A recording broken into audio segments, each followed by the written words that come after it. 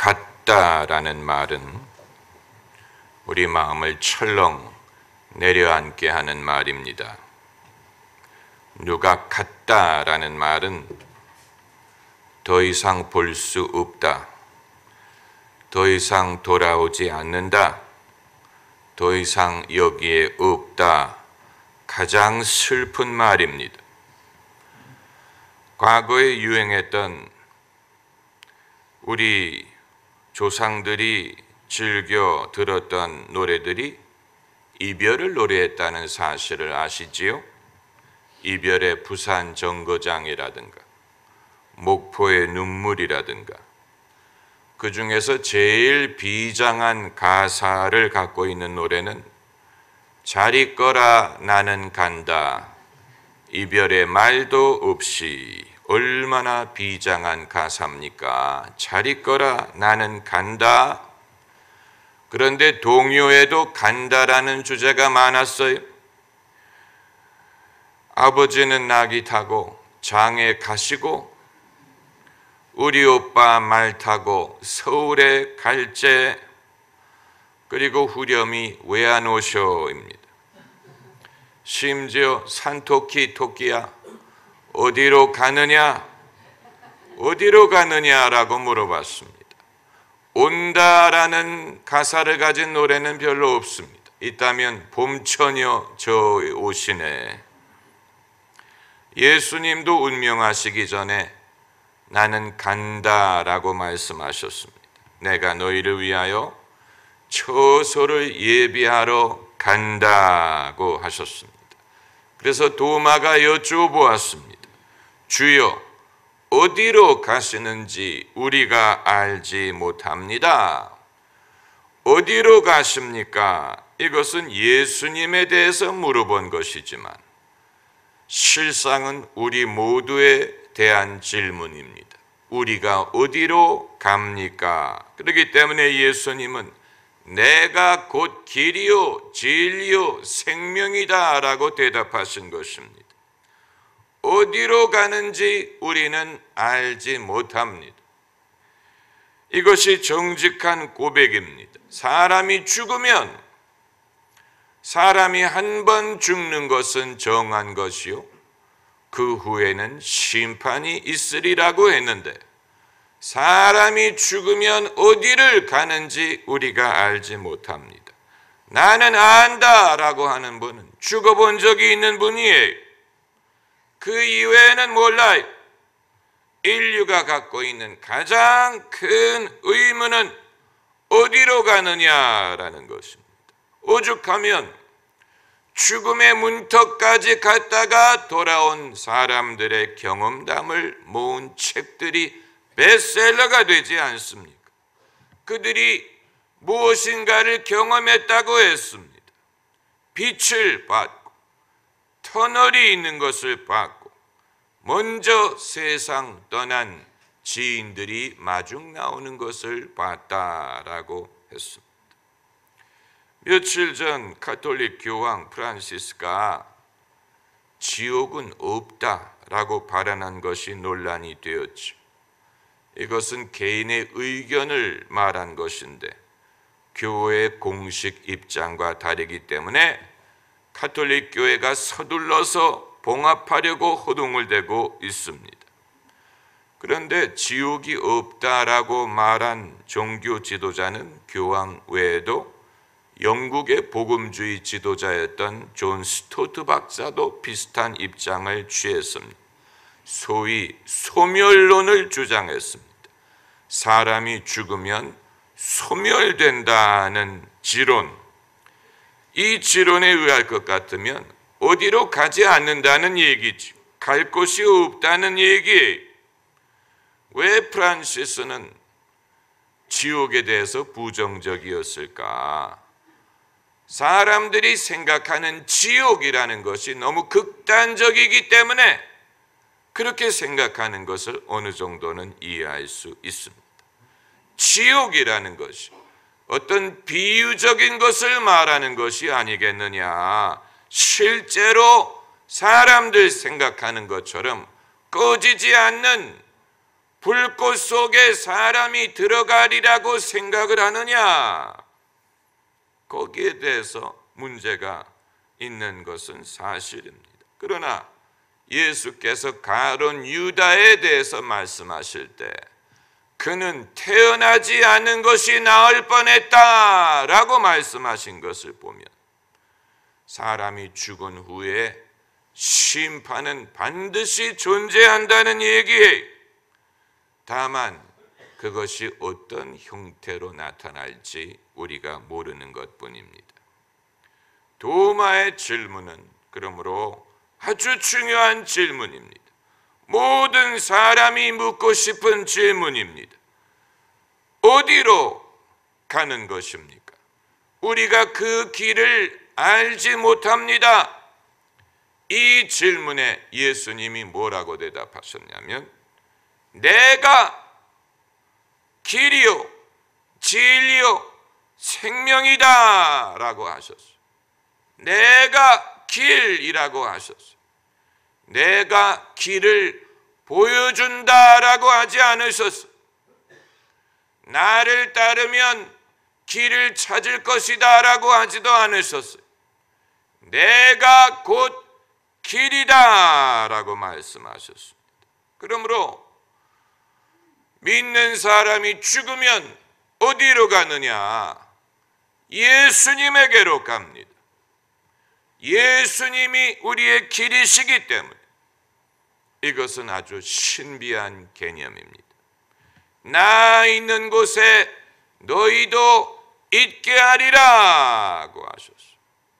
예수님이 계신 곳에 우리도 있을 줄을 믿는 것입니다. 예수님을 믿지 않는다면 이것은 무의미한 말이 될 것입니다.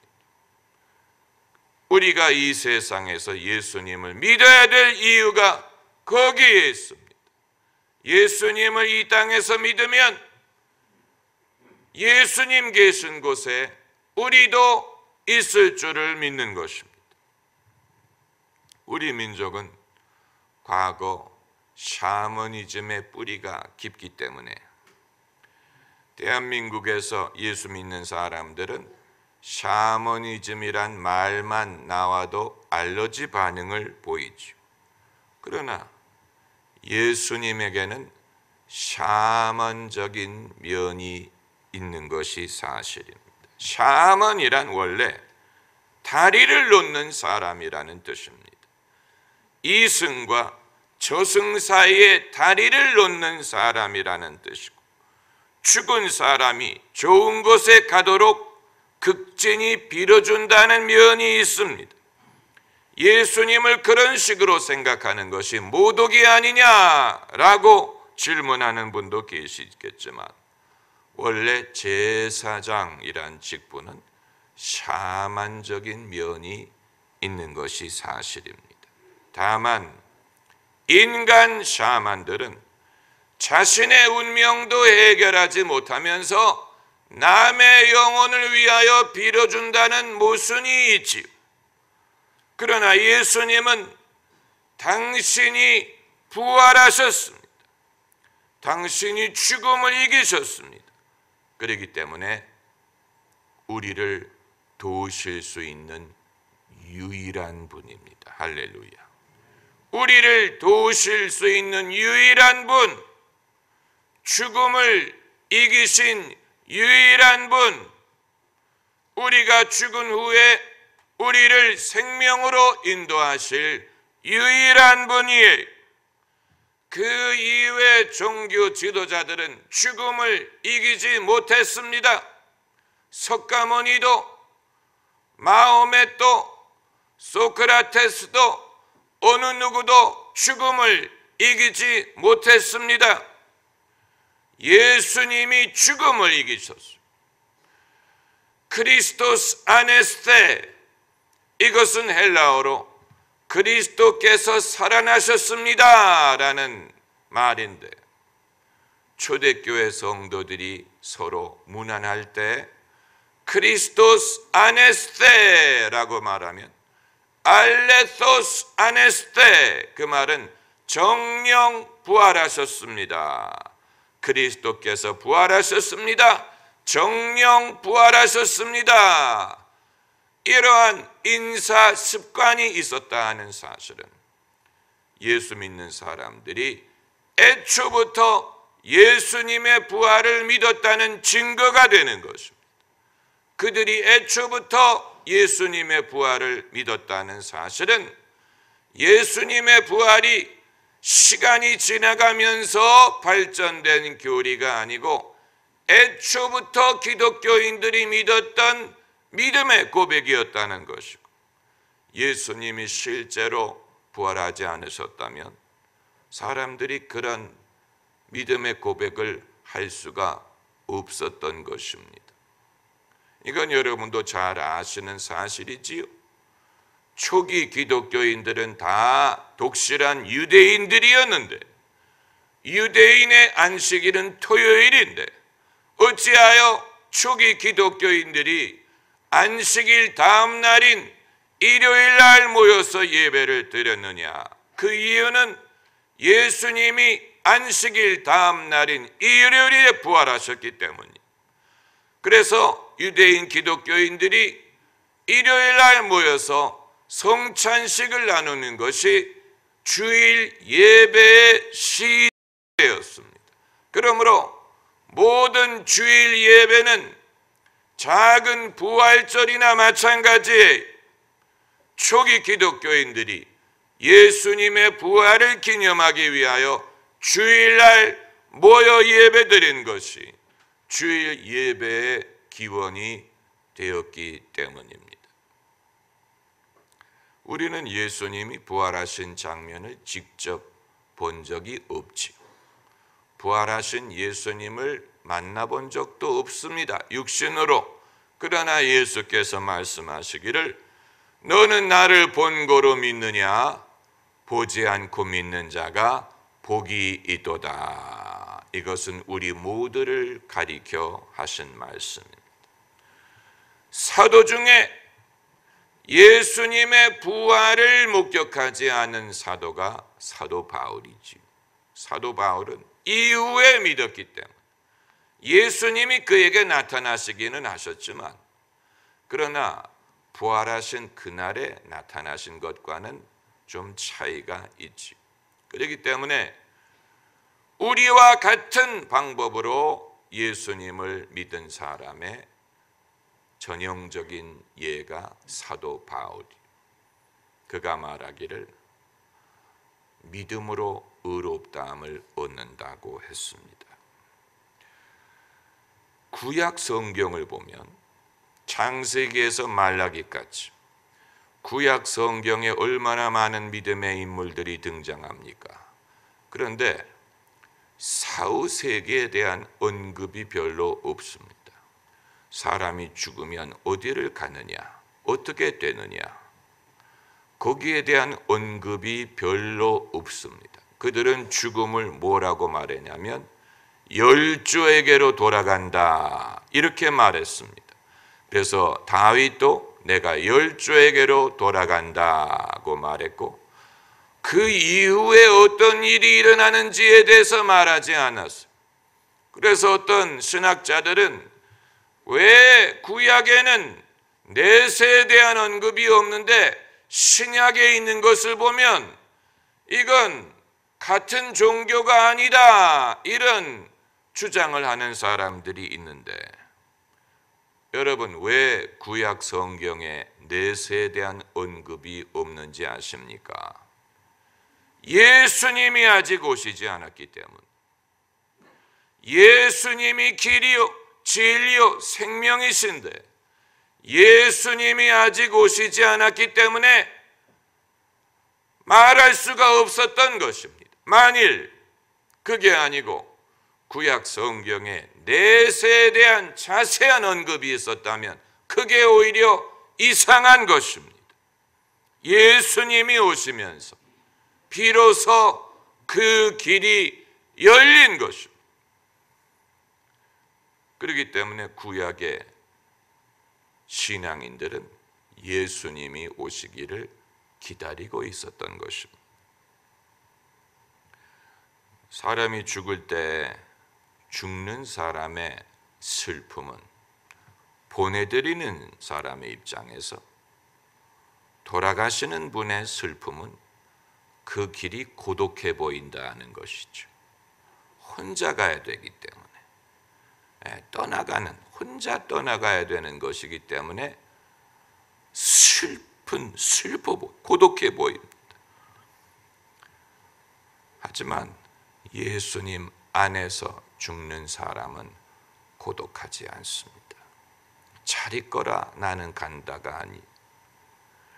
왜냐하면 세상을 떠나는 순간에 예수님이 그를 맞아 주십니다.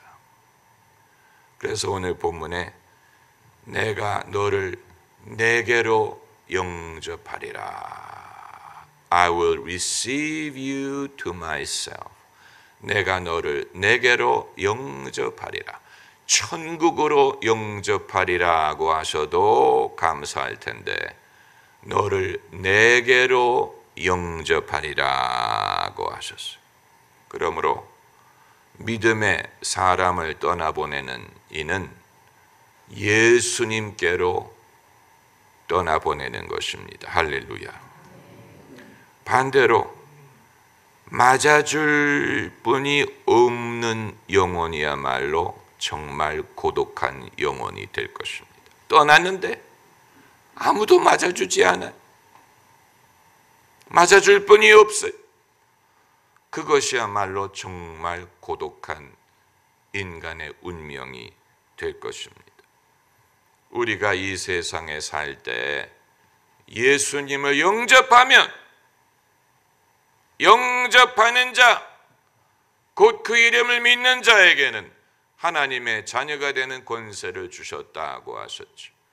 우리가 이 땅에 살 때 예수님 웰컴, 어서 오세요, 들어오세요, 내 마음에 들어오세요, 주 예수 내 마음에 들어와 계신 후 변하여 새 사람 되고, 우리가 이 땅에 사는 동안에 예수님을 웰컴하면 우리가 세상을 떠날 때 예수님이 우리를 어서 오너라, 웰컴, 우리를 영접해 주십니다. 그렇기 때문에 요한복음 1장에는 그를 영접하는 자라고 했는데 요한복음 14장에는 내가 너희를 영접하여 라고 말씀하신 것입니다. 어서 오너라, 내게로 오너라. 예수께서 십자가에 달리실 때 양손을 벌리고 돌아가신 것처럼 예수님이 당신의 팔을 벌리고 우리를 맞아 주십니다. 할렐루야. 기도하십시다.